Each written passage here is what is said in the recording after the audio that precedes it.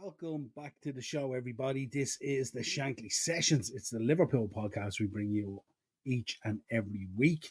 We've kind of backed off it a little bit. We haven't been doing a lot of Shankly Session shows. Probably because one, there hasn't been a whole lot of news, and two, some of the news that's out there is just not worth reporting on. It's not worth getting involved in. It's not worth getting jarred about all these kind of things.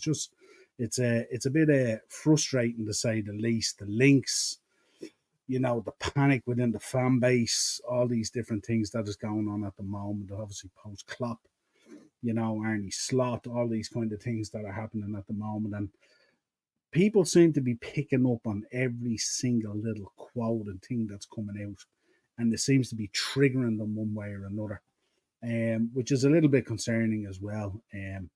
I think we just need to be a little bit more careful, a little bit more prudent, a little bit more relaxed, a little bit not so triggered when we get these here we goes for different teams and stuff like that.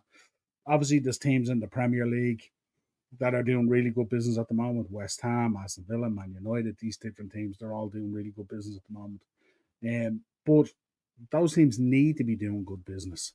We already have quite an established squad. Now, obviously, it's a squad that last year fell short. Probably a combination of a number of factors. One, just the squad was absolutely banjacks. Two, got caught up with injuries. And three, the whole weight of expectation around Jurgen leaving and stuff just became too much for people to handle. And it just all came asunder. It unraveled. And, with 4 or 5 games to go, we were in a pretty strong position. And it fell away. Crystal Palace, Man United, the Merseyside Derby, the Atalanta games, everything just fell apart and it just unraveled. But we're staring into a new season now.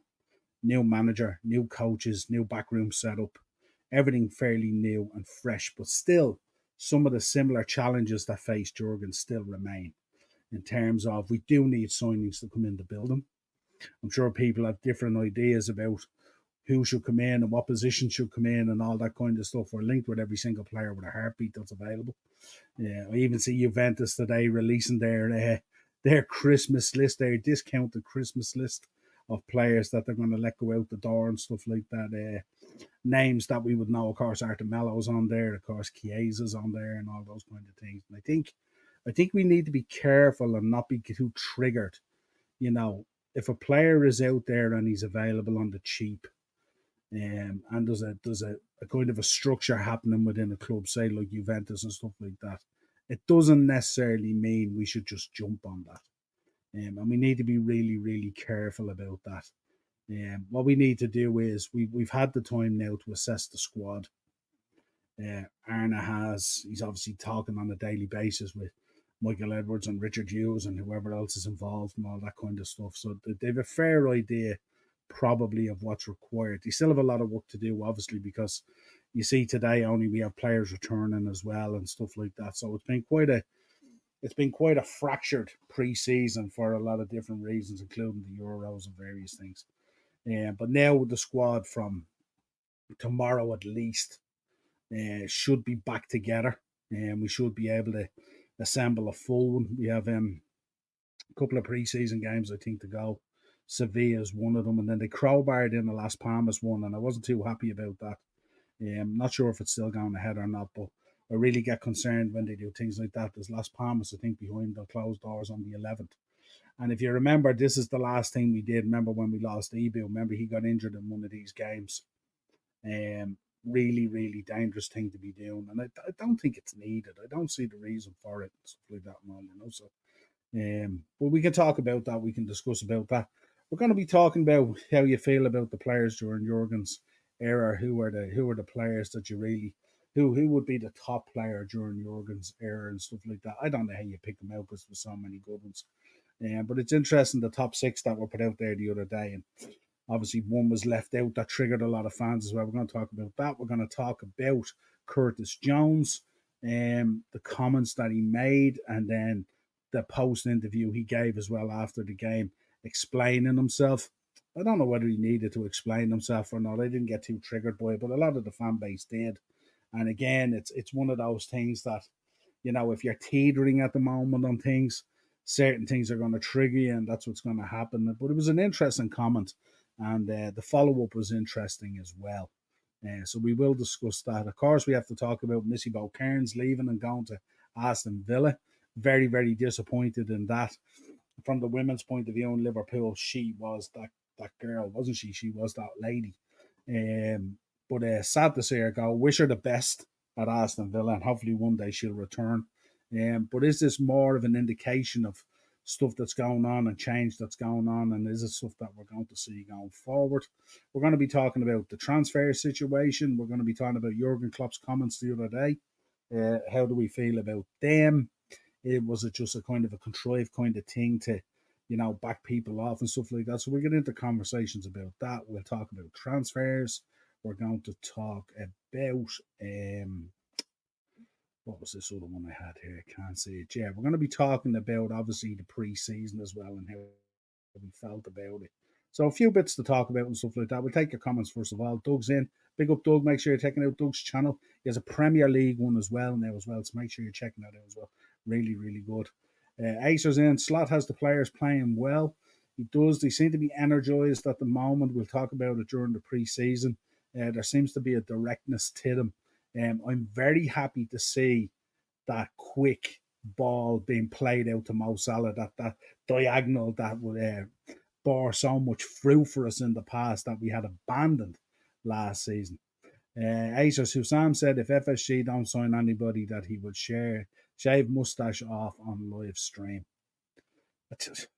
What can you say about that? I still think we will sign players. I think there's at least, I would hope there would be at least 2 coming in.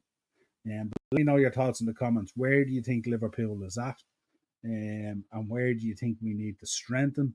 Who are the players you think might go out the door? We're obviously going to be talking about the Anthony Gordon, Joe Gomez situation. I've been quite vocal in the last week on Joe Gomez. I'm a big fan of Joe Gomez. I wouldn't like to see him leave. I think his versatility in the team is absolutely massive for us.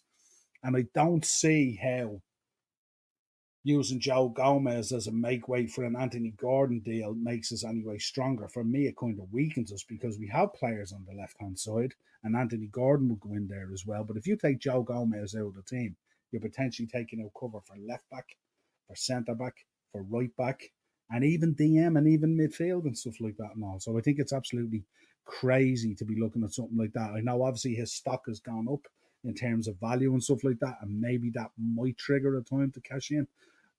Obviously didn't do a whole lot in the Euros, but was in the squad. But obviously had a very good season last season, especially when he filled in for Robbo and for Costas when they were both out. He was exceptional in that left back position. Arguably one of our best players on the pitch during those matches and stuff like that. So we will talk about it and see what happens. Acers, Rabiot wanted between 182 and 1,000 a week to join Liverpool. That's the going rate these days, isn't it? And stuff like that. Again, let us know how you feel. If you don't, I don't get caught up as much anymore now about the money as I do about, the player and how it fits the system and how he slots in and is he a starter, is he a backup, all those kind of things. The money is for other people to worry about and take care of. Eno's in. There you go. Good to see you. What's the crack? Hope you're good, my friend. And Acers, United will struggle again this season. They finished between 5th and 8th. They finished between 5th and 8th positions. Yeah, I mean, they've been very unfortunate, really. I mean, losing the injuries that they've lost. And, obviously losing Rasmus is huge. And obviously the new boy Euro is huge as well. But they've a lot of deals out there in the wind at the moment. The late and the other boy off Bayern Munich potentially coming in. Wan-Bissaka and Scott McTominay potentially going out the door. And we'll discuss a lot of that over the shows coming over the next week or two as well. We're going to be doing our look at the top 6, and we're going to be discussing whether they've done enough business and whether they can truly be challengers this season or have they fallen short. And we'll do that from 1 to 6 as we talk about those clubs. We'll also do a Premier League preview and a Premier League predictions. Thursday, we'll have a Community Shield preview as well with Darren. No show tomorrow night, folks. It's a bank holiday. So myself and Marky will be on your screens on Tuesday. And then on Wednesday, we're going to be doing Pro Wrestling Weekly. We'll do a full review of SummerSlam. great pay-per-view that was on there in the early hours of this morning and last night. But we're also going to be doing a preview for Scrapper Mania coming this Saturday, as far as I know.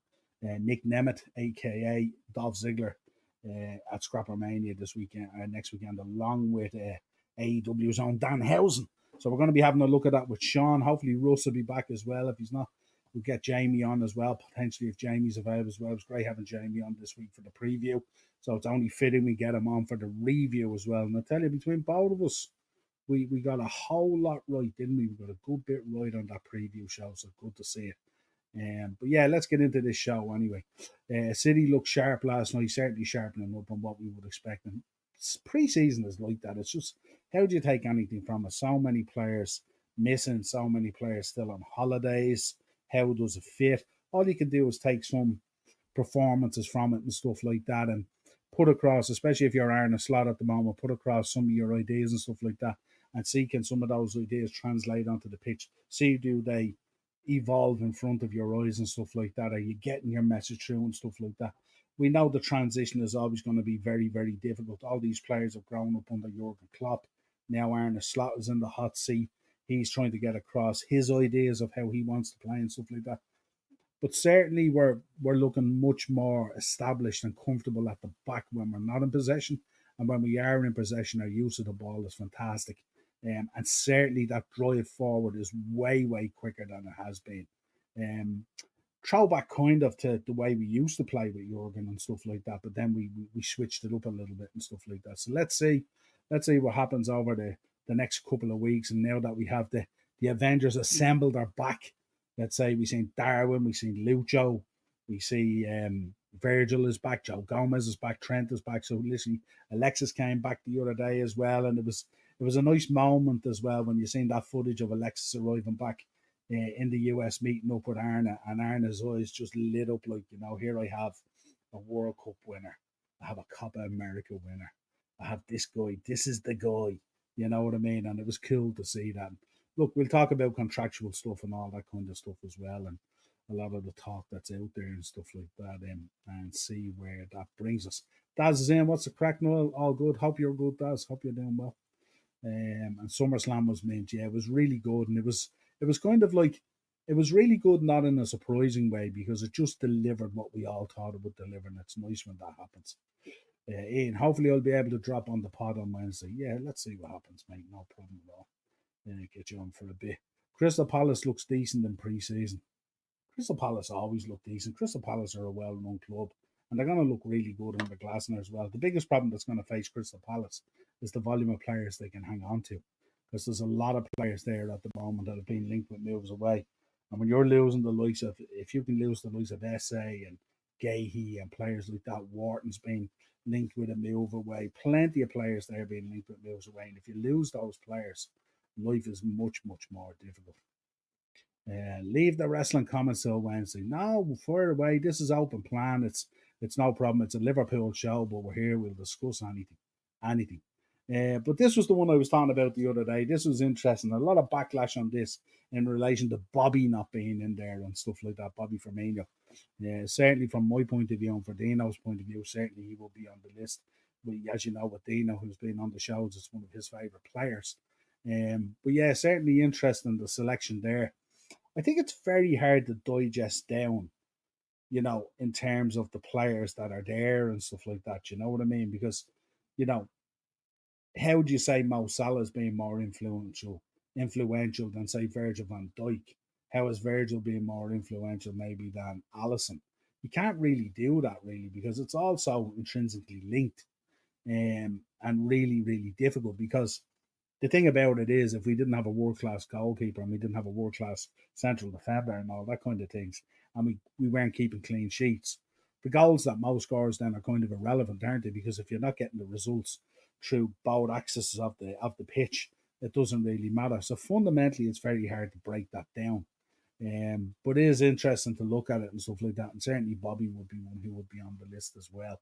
But certainly all these guys have had a massive influence on that Klopp era. So let's talk Missy Bow. The news came out off to Aston Villa, which was somewhat very much disappointing. She tends to be the focal girl in there at Liverpool. You know, local lass as well and stuff like that, and off to Aston Villa. I'm sure that was a massive decision for her as well. I haven't delved deep into it and stuff like that. I don't know whether um, was there an unhappiness there at the setup at the moment or what way it was going, or was it a situation where the offer of Aston Villa was just too much to refuse? And I know Aston Villa lost some key players in their women's team as well, so they obviously had to go out there and strengthen. And obviously they've gone out and brought in quality there. The missing goal, she'll be an absolute huge success there at Aston Villa, and hopefully one day come back to us. But yeah, it's frustrating, isn't it, when you lose these kind of these icons of the club at these different levels and stuff like that. And also, we wish her the best, but certainly it's an interesting move. And should we be reading into more than what it is, or was it just basically contractual stuff? Who knows? But there you go. Let's talk Curtis. A lot of flack coming out and stuff like that and triggering in the fan base. Let's go down through it and let's get your thoughts in the chat. What did you think? Liverpool's midfielder has cut an excited figure this pre-season. He's been extremely excited. Is that an indication of anything? We heard Mo Salah at the end of the season talking about if I speak, there will be fire. Is there a kind of a renewed energy that would lead us to believe, like a lot of people are talking about how this drop off is going to happen, because obviously with Klopp there, he might have motivated the players to go that extra 10-15% that may not be there initially with Arne. Is there going to be a drop off? A lot of people are saying now that they don't think there's going to be a drop off. I think that probably might be marginal, but I don't think it's going to be as big as people think. I think if you look at our pre-season so far, started off poorly against Preston, but after that, absolutely picked it up and been really, really good. And it's nice to see some of those players and how they link up and stuff like that. And of course, you know, never a poor result when you beat Man United 3-0 and stuff like that. And again, it was interesting in the way that we played, because if you look at last night, we weren't necessarily the best team, but we were the best team when we had the ball. And if you look at the chances that were produced out there, you know, probably still reasons for concern in relation to Man United, Onana again, but obviously Casemiro and various players like that just being shown up a little bit. Now again, I don't get gassed up too much. I don't read into it too much. There is a manager out there who did express that there's no such thing as friendlies, but we wouldn't think that way. We know friendlies are friendlies. And, you know, if we can do that in 4 weeks' time in early September when we play Man United, that's when it's important. No one cares about pre-season. If we go out, we get beaten on that day. And obviously they had players missing, but they had a strong team out. We had a lot of players as missing as well, but we had a reasonably strong team out as well. So it was good to see it. But Curtis, anyway, this I said, he says, probably the happiest I've been in terms of a style of play that suits me. The principles are always the same. We want to work hard, press and dominate teams, Jones started to say on Slot. And this was during the press conference. When he was at the press conference, this is what he said. And that triggered a lot of people. It was kind of like, so you were unhappy under Jurgen, it didn't suit you, blah, blah, blah, blah, blah. And we know there's a lot of pressure on Curtis Jones at the moment, because obviously Curtis has been there now a good few seasons.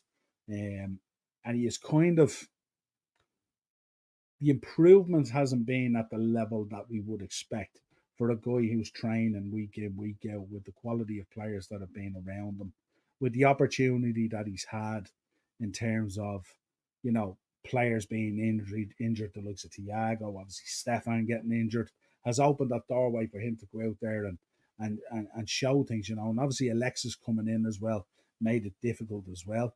When he's come in, he's been decent. You know, I like the way he's progressive and he's forward thinking in the way with the ball. But I think he lacks just that little bit of quality at times. And it's that area that I think hasn't greatly improved over the years. And I think he knows he's under pressure himself. I think he might get this season, I think, under Arna, and then after that decisions would have to be made. And that's my view on Curtis at the moment. That's where I'm going to park it, you know, in terms of how I feel about it. I think the chances have been there. I don't think the progression has been enough, in my view. I think it could have been more. But then he went on. He came out firing them because obviously he got wind of the flack that came back and all, and you know how he had disrespected Jurgen and all, which is I didn't read into it necessarily that way, but a lot of people did. And again, it's people teetering on the brink. They're getting triggered because there's a lot of wave of social media out there. Oh, why aren't we buying players? Why aren't players being moved out? Blah blah blah blah blah. All these kind of things. Make sure, folks, as well, you're liking the videos, will you? Make sure you're dropping likes on the video as well. That's what I think came across a little bit wrong, which is why I'd like to say on this now. I've seen things that it seemed like, and I was disrespectful in a way. But Jurgen knows I've never been that kid. He knows how much I love him, that I love all of his staff. But it was just me saying that how I'm going to play now is a little bit of a change. He gave me the platform and belief in myself to know that I'm a kid who can step up as well. I'm not just a kid who's a squad lad. I can really be counted on as well. I don't want to take anything away from him. I wanted to get that across as well. How many games have I played? It's all because of him. There were times I was being told he needs to go out on loan or leave the club, but he was the man who stuck there the whole time. So he was coming out then in defence of Jurgen Klopp in terms of after the perceived comments at the press conference. So not too sure how you felt about that situation with Curtis Jones. Did you feel offended by it? Based on the wave that came out and stuff like that, people obviously were extremely offended by it, and he felt he had to come out and kind of explain himself again. And I don't think the explanation was really any different than the original situation, except he was just portraying his love for Jurgen and the opportunities he's given him. But Curtis is one of those guys who has struggled, really struggled around the edge of the squad, if you like, and stuff like that. And on many occasions, the trigger could have been pulled either on a loan or on a sale and stuff like that. I think if you're being honest, I think most people would agree that he's not a starting 11. I know he thinks in his own mind that he could be. And the news the other day, he's certainly not our solution to a six problem. Absolutely not. Any day of the week is he a solution to our six problem. Unless they're talking about the solution being McAllister going into the six and Curtis going beside him. But I don't like that at all. I don't want to see McAllister in six. I don't want us shortchanging our situation and reducing our effect going forward by crowbarring players into positions. All you're going to do is piss off more players, and it's going to escalate and get worse and worse and worse. So we'll park that with Curtis there. Let's see how it progresses. There could be an opportunity under Arna's style of play that he could flourish and stuff like that, and we shall see. But if it doesn't happen this season, then it's time. I think it's time to move on. To be honest, at this stage, let's talk about Jurgen.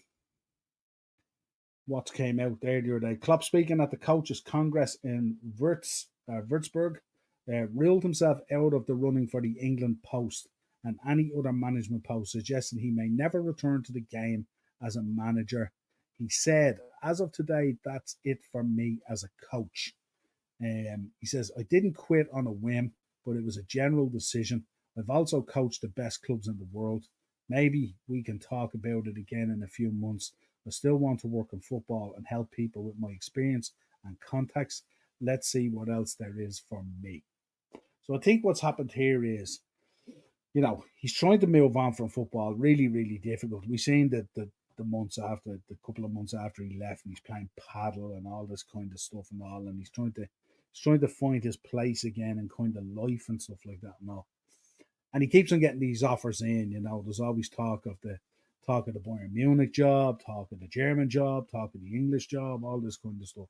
And I think what he's doing here, he's basically saying to people, at the moment, don't come to me with any offers because I'm not interested. Just go away, leave me alone. Do I think we won't see Jurgen Klopp coach again? I think you can bet your bottom dollar he will coach again. But I think he does need that time out. I think the time he spent at Liverpool and also at Dortmund, but the time he spent at Liverpool especially, I think carries a heavy weight on him. And I think he had to carry a lot there, in terms of the expectation, changing everything in the culture, get us back into this winning mentality. But then once we got back into the winning mentality and started winning things, the pressure to try and sustain that, at times not being supported by the ownership in as much as he wanted, and the pressure of having to try and defend that, the pressure of having to try and defend FSG, the pressure of having to try and defend his own movements in the market. And the pressure obviously with Michael Edwards going and Julian Ward going, all that, and himself and Pep Linders really taking over that mantle and all that kind of stuff. And it somewhat worked out and it somewhat didn't. And sometimes being in denial of what we needed. Did we need a midfielder? Did we need a six? Did we need this? Did we need that? And at times denying that we needed any of that, and then within a month we needed all of it. And then being laid into the market and triggering stuff that we didn't need, the likes of the Arthur Mellows of this world and stuff like that. Just poor decision making. But on top of that, like, that carries a lot of weight on him, and it takes time, to digress down out of that and stuff. It's going to take an awful lot of time to do that. And I think he's just getting fed up with these offers coming through the door and, having to go through them, and the agent maybe asking because maybe the agent wants him back in work or whatever it is for obvious reasons. But I think this was more of a stance to, like, just leave me alone for the moment and, putting out information there that maybe his career might go in a different way, that he might be involved at a team in a support structure. Or, would he be looking at a technical job or a director of football or a scouting thing or something like that, but not necessarily being in that front line, in the dugout each week, on the bench week in, week out, and all that kind of stuff. The pressure and the stress of dealing with the media and dealing with the associations and everything else that goes with it, everything that went on. And I think that part of it he didn't necessarily enjoy, and I'd say it's that part of it that he doesn't necessarily want to revert back to. But I get the feeling he will be back in football. I get the feeling he's trying to figure out what way he wants to fit into football now after everything's gone through, and that the body of experience that he has gathered over the last, whatever it is, 20, 30 years or whatever it is, and how he can use that to the best of his ability in helping clubs out and stuff like that. So let's see what happens. My guess is he will coach again, but he's just trying to get people out of the way. Just back off, just leave me alone, all that kind of stuff. But that's what I felt. That's what I felt when I read this. But people were triggered by it. Like, again, the fan base, social media, and everything. Jurgen's done. He's never coaching again. And then it was like, the Premier League broke him. Pep broke him. All this stuff broke him and stuff like that and all. And it's just, there's only so much of it you can listen to. Right. Let's take a look. Preseason. Let me know in the comments, what have you made of our preseason? Obviously, some players have had to step up. Sepp van der Berg's there, and Harvey obviously has stepped up. Endo was there. Curtis, lots of different players have stepped up. Obviously, great to see Mo there. Put on a real good performance last night. Starting to look back somewhat to Mo Salah, receiving those balls over the top, running on them, making the proper diagonal runs and stuff like that to take players out of the game. Some of his play last night was really, really good, and it's encouraging to see that. So how are you feeling overall looking at pre-season? Obviously, we had a huge amount of players that haven't come back yet because we have players in the Copa America, we have players in the Euros, key players. Some would argue the spine of the team, from Alisson, Virgil, Kanate, all the way through Trent, all the way into the midfield with Alexis, all the way up front then with Lucho and Darwin, and Jota, who would come back, was involved as well, and all these different players, which are huge players for us. But that's our pre-season there. Obviously, didn't put in the result this morning for the United one, beat them 3-0. Goals coming from Carvalho and Costas, and Carvalho, Costas, and I remember the other one, middle of the night stuff. But yeah, it was huge, and it was a big win, and always nice to win during pre-season rather than to lose, But obviously, Arne would have taken a lot out of that. Would have taken a lot out of those games, being able to see it firsthand and stuff like that. And are we beginning to see the evolution now of, how Arne's style is going to be and how he is going to play, which is really, really important. But it's certainly going to be very, very interesting. And especially now where we have key players back, it's going to be interesting to see what way does he stack up in terms of that. But so far preseason has gone pretty good. Nothing too crazy. Nothing like some of the teams that have been getting hit with injuries and all that kind of stuff. But yeah, that's good win last night. Absolutely good win. What's the story with Gordon? JP, the talk at the moment, which is what I've read, is that apparently the deal is going to happen. Um, but I don't know. It's been one of those deals.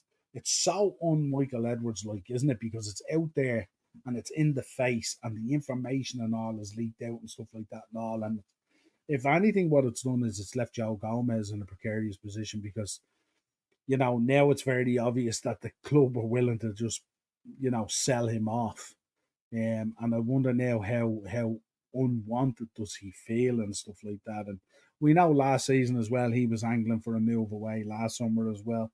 But obviously his stock has risen based on last season how he played, and also heading to the Euros. Didn't take a huge amount of part in the England games, but was there and he was in the squad, so that adds to your value anyway. But I'm not too sure. I'm not too sure.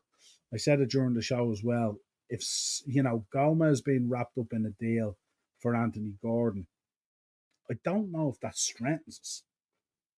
Taking out the versatility of Joe Gomez and what he adds there.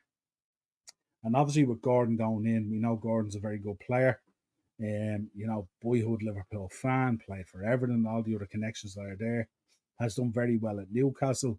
Should have got much more time for in the England squad.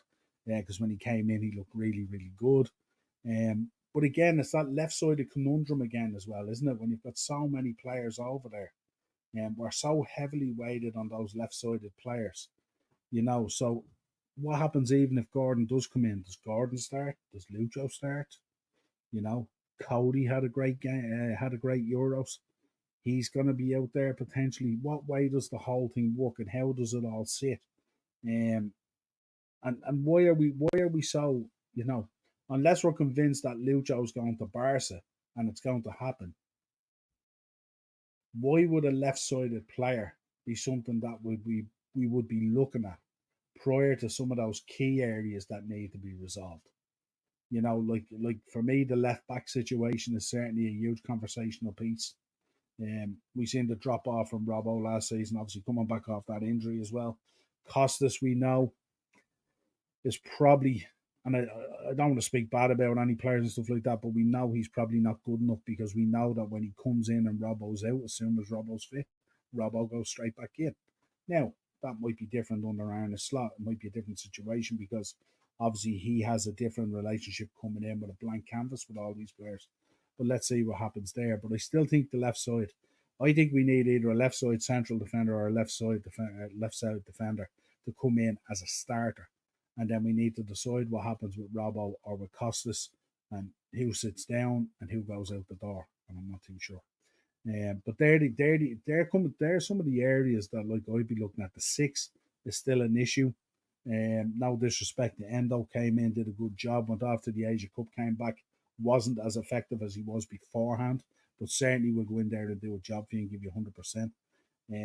But we need more out of that six area.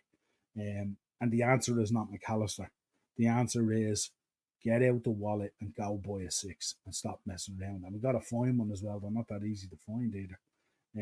But I don't know. It's going to be interesting what happens with Gordon, and even if he comes in, what way does that work? With those players stacked over there. So it'll be interesting to see if Diaz goes out the door. But certainly you're going to see an awful lot of momentum now over the next 2 weeks in the market. Have we lined up players to come in? And was the lining up of those players impinging on players going out the door? And we're going to talk about that in a minute where we look at the squad and stuff like that. And we talk about all the talk that's been going around. Van Dijk assessing his future. Trent being linked heavily with Real Madrid. Mo Salah's contract situation. All this stuff going on at the moment. I don't know how we find ourselves in this position where all these contract renewals haven't been dealt with. Is absolutely shocking that we're going into the last year and some of these, and all these players can negotiate in January with clubs. Crazy. Especially three key players like that, But I think overall I'm happy enough with yes, look ball, big time. Diaz will go, yeah. But but I don't. The problem you have at Barca at the moment is Barca going to be able to pony up that money, or what's going on at Barcelona? There's a lot of stuff going on there as well that isn't there. isn't pleasing either. Slot might prefer Kelleher to Allison.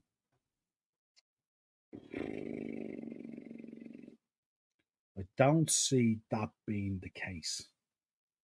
I don't see it. And listen, I'm an Irishman. I've as much reason to bat for Kelleher as anyone.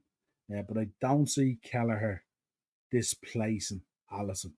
We know how good Alison Becker is. And we also know that we have a privilege that we know how good Queeving and Kelleher is as well. And both of them are really, really good keepers. And we're kind of spoilt in that area somewhat. But maybe Arna's idea is, how does he keep both of them happy? We have a ton of games coming up this season. We're involved in everything. We're back in the Champions League, that new format, FA Cup, Carabao Cup League, the whole lot. We're involved in it all. I think there's a way of keeping both these guys happy. But let's see what happens. Oh, I absolutely agree with you, JP, that there is quirky managers out there that have their preference. But the likelihood is, if Alison Becker, and we know that he's been tapped up a little bit as well to see, could he be tempted away from that Saudi situation, into that Saudi situation, I should say. But to be honest with you, if he gets displaced by Kelleher, he'll be out of there. He'll be out of there. And I think he has a contract till 27 or 26, as far as I know.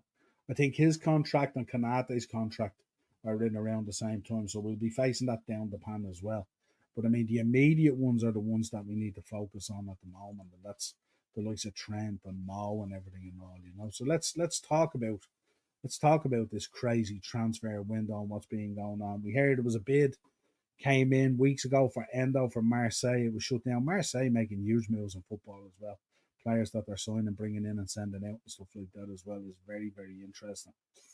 But the key thing in here is what's going to happen. We hear John Barnes talking up there with Nunez that, you know, if he gets his head straightened out and he knuckles down and starts working hard and stuff like that, if he can get that finishing down and stuff like that, he'll be world class. And we know that. We know that from Darwin, that if he can put those pieces together, that he will be unbelievable. No doubt about it. We know there's still links there with Diaz and Barcelona. But can a deal be put together? Are Barcelona in a position to do a deal? Do they need to send guys out the door, and what happens there? And if Diaz comes in, is that the indication then that Gordon would come in? Is that how that's going to work? Kind of makes more sense to me. Gomez still involved in the deal. Is that the case? Would Joe still want that with the way things have been handled? Or would Joe rather go back to London, to one of the London clubs or something like that? Let's see what happens there. Bottom right there, the three guys. How are we going to fix up these guys? Three guys' contracts running out at the end of this season. All three can go talk to clubs in January. The thoughts of these three guys going out the door on a free just blows my mind. Blows my mind that we find ourselves in this position. I don't know how we do it.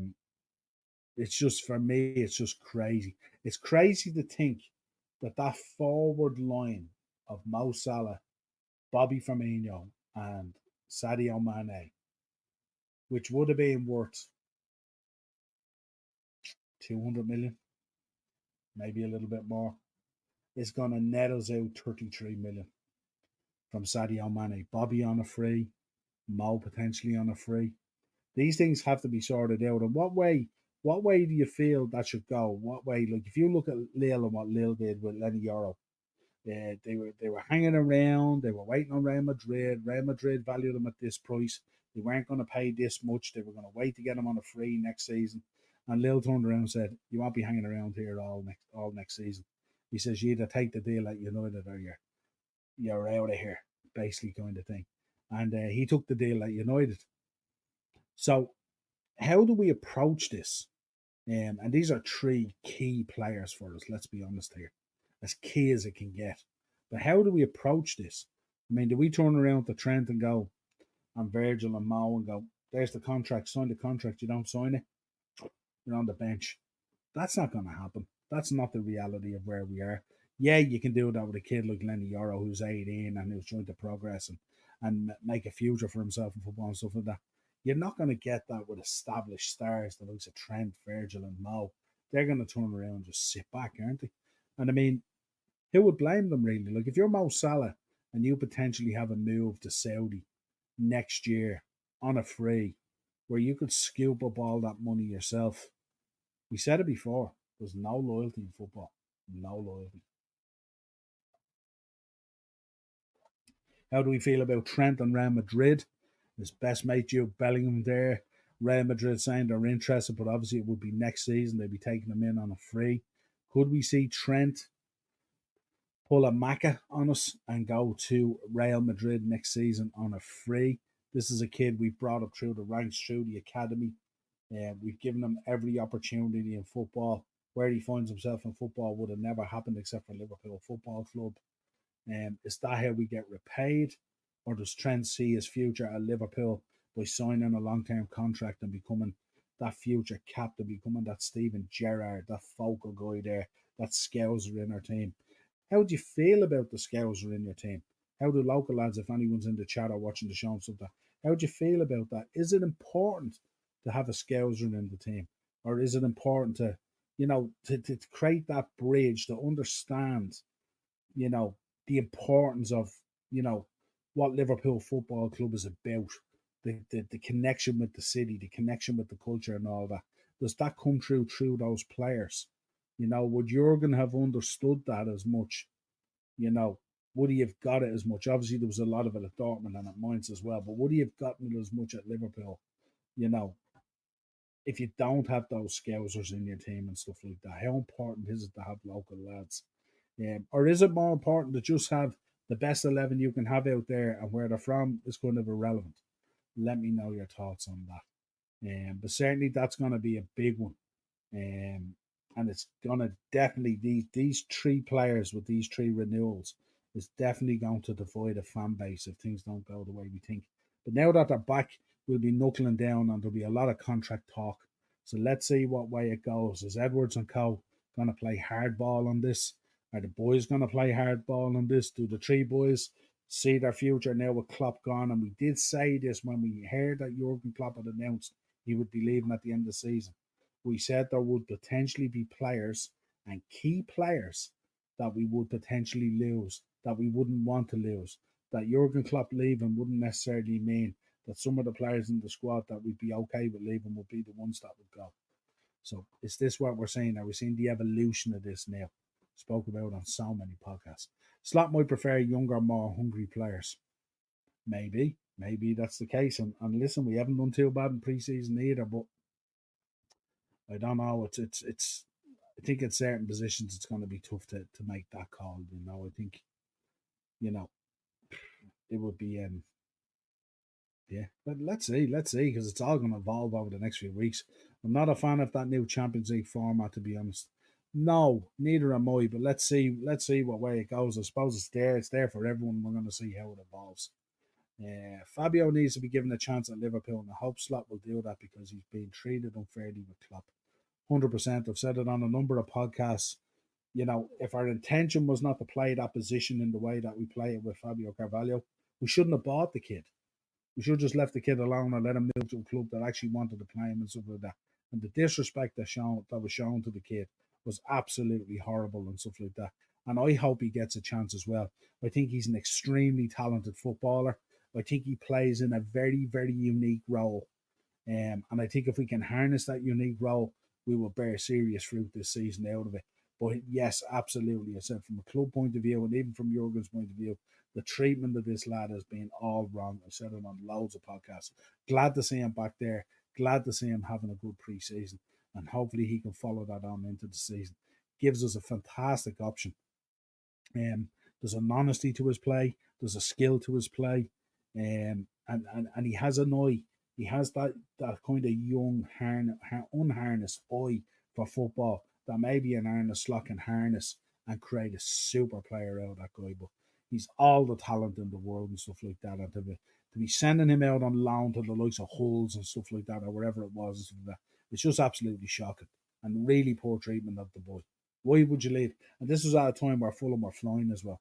Why would you leave Fulham when you're flying? He was the best player. He was Fulham's nearly best player in the Championship that season when Fulham were crazy in it. Something like that. No, madness. We can't lose too many players on a free for next season because it doesn't set a good example at the club. So they need to sort out some deal with the players before January uh, or in January. I don't think we can wait till January, Keith. I think if we wait till January, these players are talking to other clubs. I think you need to sit down with these players now and go, right, what's happening here? What's going to happen? And then we need to just take action and we need to plan for it. But I mean, obviously, the decisions that are made on the pitch and with Arna and with the squad and stuff like that are very different to Michael Edwards or Richard Hughes looking at Mo Salah or Virgil van Dijk potentially walking out of here on a free.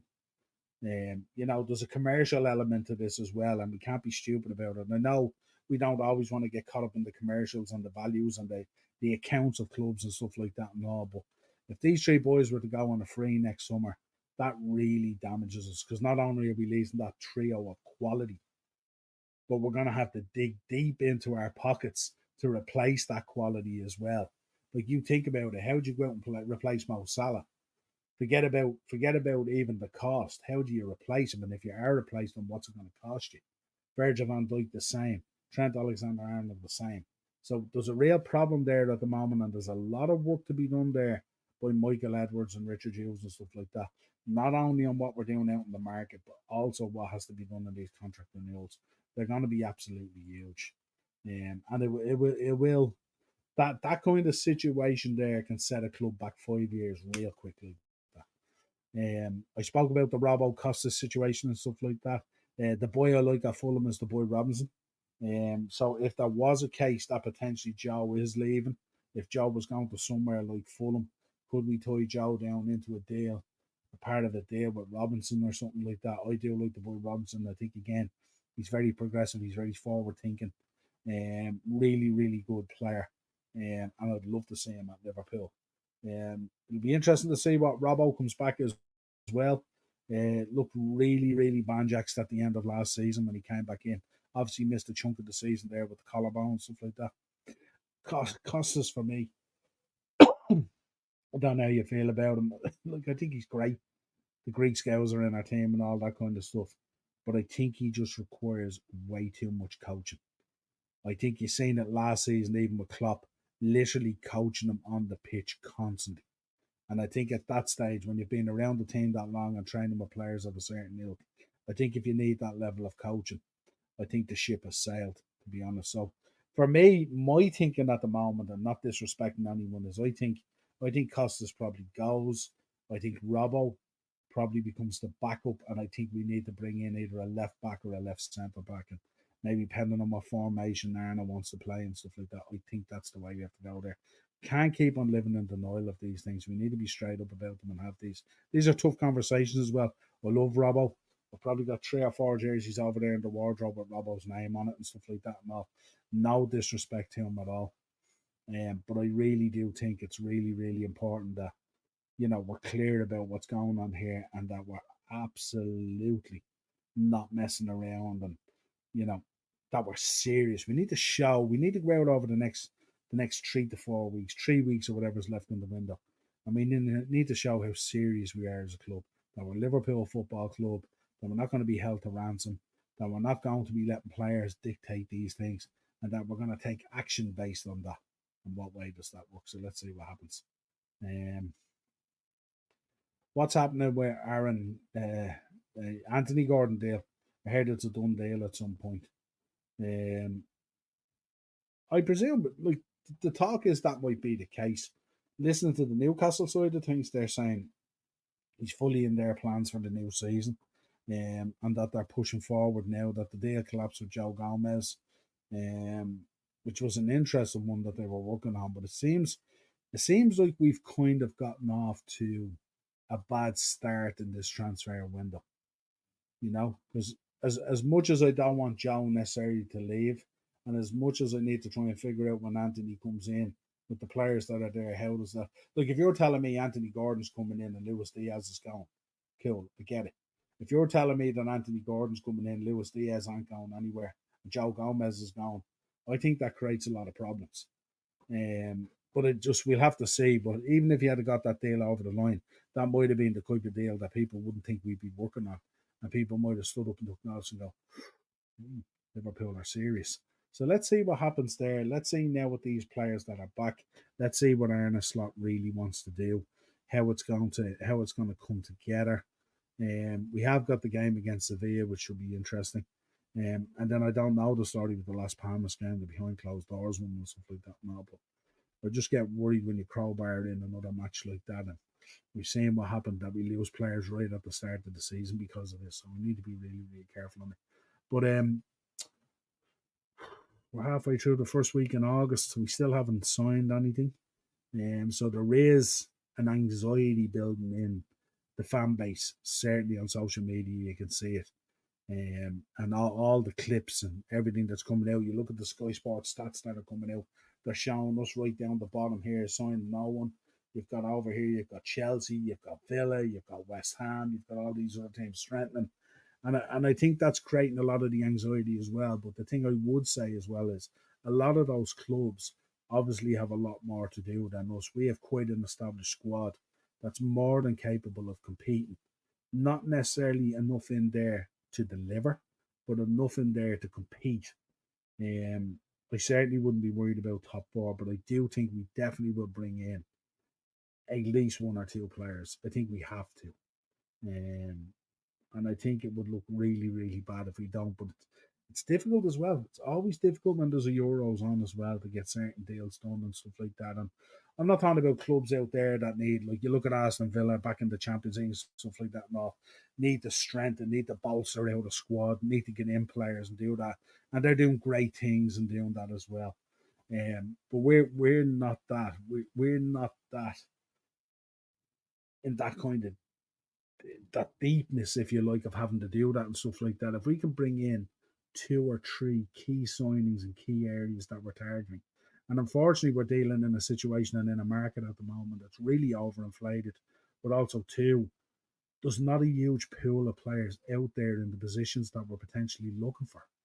And that's creating a problem as well, trying to find the right player to come in and not just settle for a player. You don't want to just sign someone just to say we signed someone. You need to bring a player in that fits the plan, that fits what's going on and stuff like that. And then we need to see how these contract renewals pan out and stuff like that. So as we could be facing this time next year, we could be facing through the reality of no Mo Salah, no Virgil van Dijk, no Trent Alexander-Arnold. And then the same conundrum again going in there when you look at the likes of Kanate potentially and Allison. I think our contracts coming up as well the following year, I think. And we could be staring down the barrel of that. So can you imagine in 2 years' time sitting here and going, no Trent, no Mo, no Virgil, no Allison, no Kanate, you know? And then you could get the obvious thing that happens as well then is you have Alexis McAllister looking like telling his agent, this club showing no ambition at all. I may as well get out of here. And this is the risk. This is the risk that we run. Not only are we trying to tie down these guys to contracts, not only are we trying to figure out the squad with Arna because he's new and there, new coach, and these guys are all having to adjust to now Arna's kind of way. Obviously, the relationship with Richard Hughes and with Michael Edwards and FSG and all that kind of stuff is all fresh and new again. But on top of that, so much work to be done out there, and you can see it. You can see it. Slot likes Elliott. Looks like he will get game time. Yeah, and I think when we talk about Curtis Jones, we talk about Harvey Elliott as well. Harvey's one of those guys who definitely needs. He needs. We need to see more of him to make a full decision, stuff like that. A lot of people turn around and think he's a bit too lightweight, maybe for the Premier League. Other people see him play and they think he's really, really good. He's come in at times last season. He's looked exceptionally good and made a huge difference. And especially at times when we dipped last year. When we dipped last year, when he was released from the bench, he was the catalyst. He was the catalyst that raised our game again. So he was really, really important for us last year. I'm not sure whether he wants to be a bit part player, that kind of like, that super sub kind of thing and stuff like that. I'm not too sure. But this is a huge season. This is a massive season for the likes of Curtis, for the likes of Harvey Elliott. Klopp's gone, the cloak is gone, the protection is gone. Now it's a situation where perform on a consistently basis, or we're going to have to change things. and that's the way it's going to be. There ain't going to be that romance. There ain't going to be that sentiment. These players don't mean anything to Arne Slot. These players haven't won anything for Arne Slot. None of that matters anymore. He's in there. He's new. He's probably going to be ruthless, and will need to be. So let's see what way that goes. Keith, I love Nunes, but I feel this season is a do or die season for Nunes. He really needs to step it up more and improve on his finishing and composure. He's running out of chances at this club. Yeah, I think that the problem for Darwin is, you know, it's not like his numbers are terrible, but I think he needs to deliver a lot more in a more consistent way, in a more controlled way. I think by us kind of giving him this Captain Chaos name and stuff like that, it's manifested itself on the pitch, and that's what happens in those key moments where he should be just slotting the ball in the back of the net. It becomes chaotic, and there's balls going everywhere. They're getting shinned, they're getting shouldered, all this kind of stuff. Instead of him being the really, really, really good players are really controlled in that position. So when that moment comes, that level of control is there to do what it takes to get things done. And I think at times where he creates this chaos to win balls and win balls back and do all that kind of stuff, that chaos stays within him right the way through. And that's why at times you see him right in front of goal, burying a ball off the corner flag or something like that. It's like as if the chaos that existed in getting him into that moment continues through him. He's riddled with it. And that's what causes this stuff and things. I think it is. I think it's a huge season for everyone. I think Jota is going to have to remain fit, or find a way to remain fit as well, or there's going to be doubts over him going forward in the club as well. We can't afford to be carrying these players that just don't be fit or available for selection, because it's too much. We've seen it with Thiago. It's going to be a big season for Stefan coming back. Stefan Boyetic is going to come back. He was really, really good before he went out. Obviously got that injury, came back, re-injured again and went back out again and stuff like that and all. So I think it's a big season for a lot of these players, especially with new manager and new backroom staff and all that in there. They ain't gonna suffer fools gladly. Liverpool City Centre rioting is insane. It's kicking off, is it? I haven't seen anything kicking off like crazy. What triggered it? Let me know what triggered it, Aces. I haven't seen any news around it. I haven't had a minute. Yeah, we will have a look. But yeah, that's it, folks. Quick little update. Nothing major, not a massive show or that like that. Like I said, I don't really. I'm trying to avoid talking about transfers because we're bloody well linked with everyone. And half of it is just absolute garbage. You can see it by, you can even see it by who's reporting and stuff like that. You just have to go onto Twitter, and within 20 minutes of being on Twitter, if you're a Liverpool fan, your brain is just bleeding out through your ears. It's just absolutely nonsense. Keith's in. Jota reminds me of Sturridge. He's great when fully fit, but just lives in the medical room. Yeah, and that's the problem. Now, we had this problem with Joel Matip for a long time, and they figured out a way. Of using him in a way that he was able to stay fit. He was able to play more prolonged football and stuff like that. A lot of it was to do with rotation and stuff like that. But I think it would be very, very interesting. But I think if we could get a Jota that remains fit, like the goals will be unbelievable. A Muslim male was killed and the whole of the UK gone berserk. Yeah, it's crazy, crazy stuff, isn't it? It's just mad, but it's just doesn't take much. Doesn't take much aces to trigger these situations and stuff like that. You know what I mean? 1 minute it's localized to a certain area, the next minute it's a city, the next minute it's a region. Just goes crazy, crazy, crazy stuff. And sad to hear that someone got killed. Really, really sad to hear that. Are you live with Mark tomorrow night? No, Daz, I'm live on Tuesday with Mark. There's no show tomorrow night. It'll be Tuesday with Mark because it's a bank holiday here, basically. So Marky won't spend time with the kids. I also will spend time with the family. So we'll do a show on Tuesday, myself and Mark catch up. Mark as well, the whole day yesterday he spent with the Man United legends. He was sending me pictures and stuff like that, so I'll do up a new slide for Tuesday's show. But we'll talk about that. It was Man United legends versus Ballyfermot FC and the Man United Ballyfermot Supporters Club. I believe they had an absolutely brilliant day. I haven't heard much from Mark today, so I know he's probably hanging. But I know he was having a great time at it and stuff like that and all. And there was some really good players there and stuff like that. And we'll get a roundup from Mark on that, of course, on Tuesday. He'll give us a full breakdown of how the day went. No doubt he'll send me some videos. He sent me some pictures, so I'll put up a new collage of pictures for you to view as well. So let's see what happens. I know Yap Stam was there. He was spending a bit of time with Yap Stam and stuff like that and all as well. So it's great to see guys like that. When are you doing SummerSlam recap, Noel? Really enjoyed SummerSlam. Wednesday, Key Pro Wrestling Weekly. We'll be reviewing SummerSlam and we'll be also doing a preview, I think, with Sean. Just waiting to hear back from Sean on Scrapper Mania coming up next Saturday as well. Nick Nemeth, aka Ziggler. Bob Ziggler is over for that show, and also AEW's Danhausen. So we get a breakdown from Sean on the matches, how he sees it going, what the build-ups and all that have been and stuff like that. Sean's our local Irish guy, if you like, for that stuff. That was outside my house, Noel. Only 2-minute walk, that match. There you go. You should have headed up, Keith, honestly. Even if you're not a Man United fan, I say to people all the time, to see these legends still play. I'll tell you one thing, if you get a chance to see Brian McClare still play, check it out. Brian McClare, Chucky, he was unbelievable. What a player he still is and stuff like that. I've seen him score unbelievable goals for that Legends team and stuff like that. And he gets full into it as well. And don't think for a minute these guys walking onto the pitch that this is just a kickabout and stuff like that. This is serious, serious stuff. And they take it very, very serious. Yap Sam is not the type of guy who walks onto the pitch and wants to lose in any environment.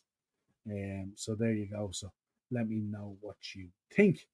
Daz is in there. It's not long till All In. Well, absolutely not. We'll be doing a preview for that as well, Daz, of course, and stuff.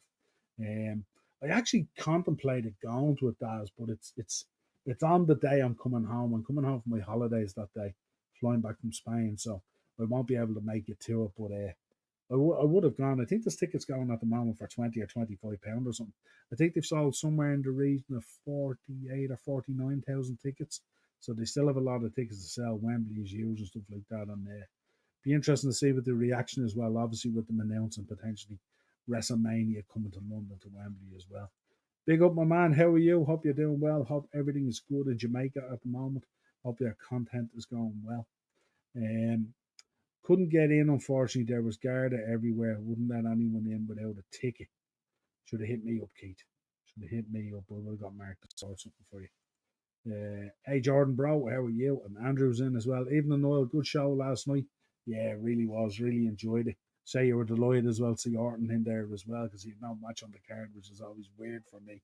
But obviously got involved and stuff like that. And Roman coming back. We'll be talking about it all on Wednesday. But yeah, it was great crack. Definitely delivered, and kind of the show that I did with Jamie, certainly we hit it out of the park in terms of our predictions. I'll put a card in our group when it's released. No, yeah, that'd be great. I always pick out of that group as well. Really helpful for my slides, and I always appreciate your work that you do. Right, folks. Until next time. See you Tuesday with Marky for not a Monday mashup yet, but getting close to it. But we get Marky's breakdown of the Man United legends and the day that he spent with them, and if he had any cool stories and stuff like that. We'll also talk about all the latest football news, and we'll get his feelings on Man United at the moment. How does he feel it's going? Obviously, the injuries are a tough one, but who else they're going to sign? And how does he feel Man United is prepared going into the Community Shield next weekend, and also then into the league the following Friday, kicking it off, I think, against Fulham. At Craven Cottage, I think it is, the 8 o'clock game on the Friday, which should be interesting. This is all going to come up so quick, this league, and stuff like that. We'll do that with the top 6 as well as I go through the shows with Darren. And again, Wednesday, I'll be on Wednesday.